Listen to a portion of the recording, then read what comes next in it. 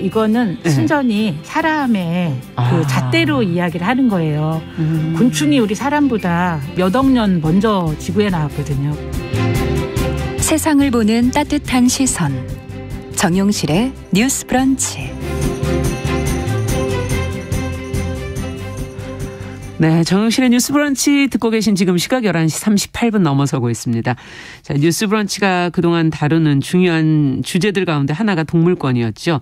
오늘부터 저희가 매주 이 시간에는 좀 더 많은 관심을 가져야 될 동물권, 그리고 우리 곁에 있는 다양한 동물들에 대한 정보, 재미있는 얘기도 같이 한번 전해드릴까 합니다. 동물 이슈, 한국일보 고은경 동물복지 전문기자와 함께하겠습니다. 어서 오십시오. 네, 안녕하세요. 네. 오늘 이제 처음으로 이제 동물 뉴스라는 걸 전해주셔야 될 텐데 어떤 내용입니까? 예, 올해는 검은 토끼의 해입니다. 토끼 얘기를 하기에 앞서서 지난해 어떤 동물 뉴스들이 있었는지 먼저 간단히 소개해드리려고 합니다. 네. 지난해 그 동물보호단체 동물자유연대라는 곳과 시민분들께 올해의 뉴스를 선정하고 그 이유를 알려달라는 설문을 했습니다. 네. 170여 명이 답해주셨는데요. 공동 1위가 있었습니다. 먼저 첫 번째 뉴스는 경주마의 비참한 일생이었습니다. 기억하시는 분들도 계실 텐데요. 딱 지난해 이맘때에 그 KBS 드라마 태종 이방원 제작진이 맞아요. 촬영 현장에서 강제로 쓰러뜨린 마리아주가 사망하면서 동물 학대 논란으로 일파만파 번졌습니다. 네. 이 말이 고꾸라지는 영상이 그대로 온라인에 공개가 되면서 많은 분들이 충격을 받았는데요. 네.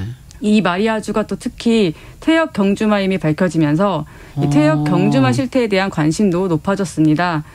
법의 사각지대에 놓인 퇴역 경주마는 1년에 1000마리가 넘는 것으로 파악이 되고 있습니다. 경주를 하다가 그만둔 말을 퇴역 경주마라고 하는 건가요? 예, 맞습니다. 예.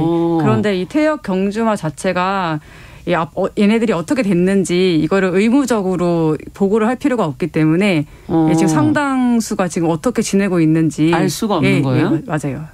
그렇군요. 그래서 그 마리아주도 사실은 그런 친구였고 특히 이제 그 말이 이렇게 방송에서 학대당하고 희생되는지 몰랐다. 이런 의견들이 많아서 1위로 뽑혔습니다. 네, 경주마들은 경주를 뛰는 것도 사실은 참 힘든 일일 텐데 그 이후는 알 수가 없다. 네. 그러면 또 다른 뉴스는 뭐가 있을까요? 또 다른 1위는 이게 굉장히 오랫동안 이슈가 됐었던 건데 미뤄진 개식용 종식 그리고 민법 개정안 통과입니다. 네. 벌써 재작년인데요. 2021년에 그 논의가 시작됐던 개식용 금지 그리고 동물은 물건이 아니다라는 내용의 민법 개정안이 1년이 지났지만 전혀 지금 진척되지 못하고 있습니다. 특히 이제 개식용 금지 같은 경우에는 수십 년을 끌어온 이슈인데 재작년에 정부가 나서서 기대감을 좀 높였지만은 그렇죠. 여전히 지금 해결을 못하고 있고요. 민법 개정은 동물의 법적 지위가 물건으로 정의된 것과 관련이 있습니다. 물건이다 보니까 동물이 생명이 아닌 보호자의 재산으로 취급되면서 여러 문제가 있었습니다. 그래서 이제 학대를 당한 반려동물도 보호자가 소유권을 주장을 하면 되돌려줬어야 됐고요. 그러니까 그걸 포기해야지만 되는 거군요. 소유권을. 물건으로 보는.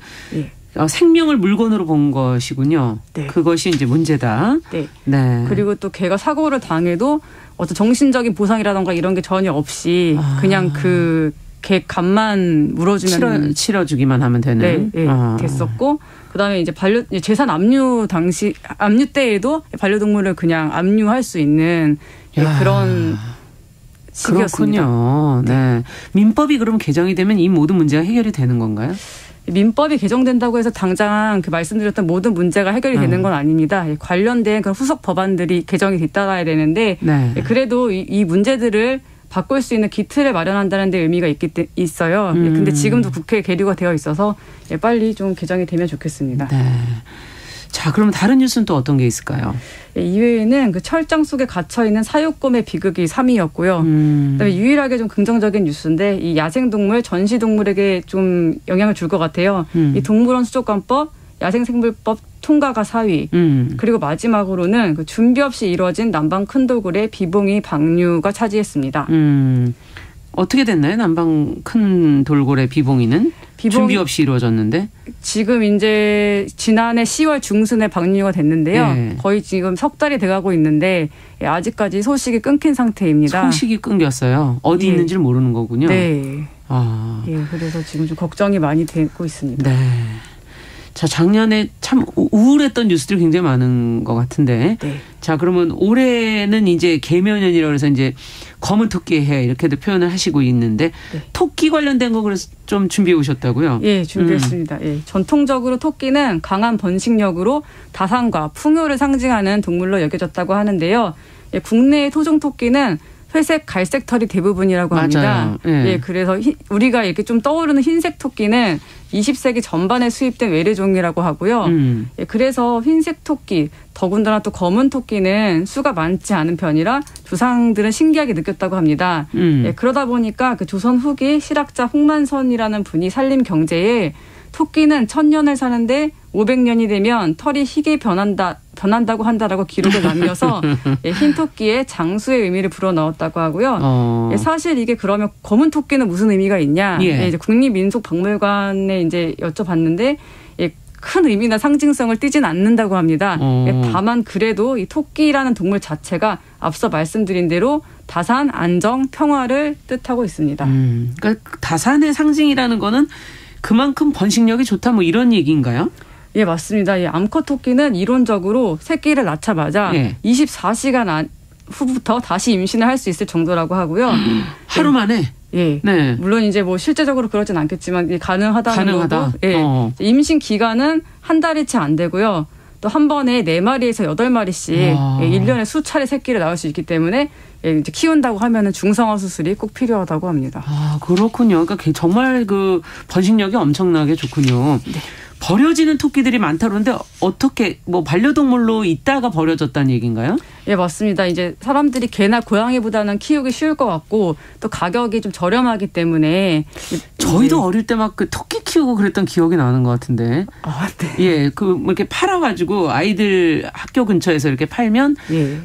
키우다가 뭐 산에다가 이렇게 맞아요. 예, 버린다고 해야 될까요? 예, 그렇게 했던 기억들이 있어요. 예, 그리고 학교에서도 좀 막 키우고 이런 분들도 계시는데요. 예. 이제 이게 아까 말씀하신 대로 이게 산이나 공원에 풀면 살 수 있을 것처럼 보이지만 이거는 굉장히 잘못된 상식입니다. 예, 이제 이미 그 반려동물화가 됐기 때문에 이 야생에 풀어주면은 예, 살 수가 없기 때문에 유기와 마찬가지 유기고요. 예, 근데 지난해 7월에 실제로 그 서울의 한 초등학교 교사가 그 경기 군포시 수리산에 토끼 39마리를 유기한 또 사건이 발생을 하기도 했습니다. 이게 좀 무지에서 좀 나온 것 같고요. 그러네요. 예, 그래서 2016년부터 2020년까지 총 1,600여 마리의 토끼가 길을 잃거나 버려졌다는 그 통계가 있는데 토끼를 받지 않는 보호소도 있고, 그렇죠. 네, 또 눈에 띄지 않는 곳에서 죽는 애들도 있어서 사실 유실 유기 토끼는 이보다 훨씬 더 많을 거라고 합니다.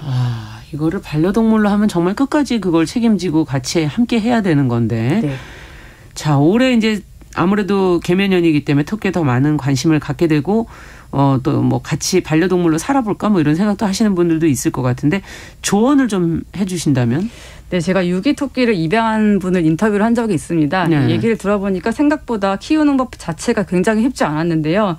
이 토끼는 야행성으로 초저녁부터 활발히 활동을 해서 환경에 예민하다고 하고요.